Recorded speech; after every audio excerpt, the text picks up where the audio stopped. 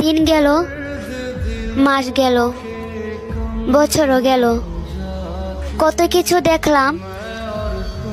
এখন শুধু দেখব আর্মিদের ধৈর্য।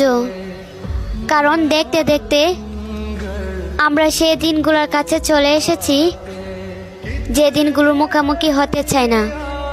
বিটিএস ডিসব্যান্ড আর তাদের পাশে অন্য কোনো নারীকে দেখা, যারা কিনা আমাদের বলবে আমাদের সাত রাজা শুধু একান্তই তাদের।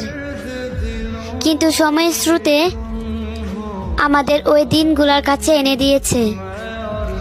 একদিক দিয়ে অনেক খুশি, জামাইরা ফিরে আসতেছে, আরেক দিক দিয়ে তাদেরকে হারানো ভয়। বেশ এতটুকু আর্মিদের রাতের ঘুম কেড়ে নিয়েছে।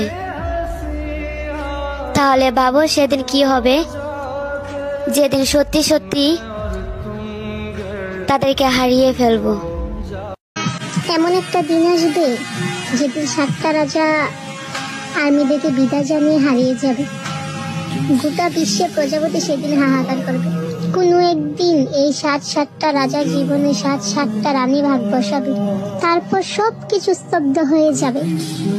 সকল আর্মিরা তাদের লাইফ নিয়ে ব্যস্ত থাকবে। আর হ্যাটার্স বান্ধবীরাও বিটিএসকে হিজড়া বলে খেপাবে না। আর হ্যাটার্স পরিবারও বিটিএসকে নিয়ে কিছু বলবে না। আর হবে না পরিবারের সাথে বিটিএসকে নিয়ে ঝগড়া।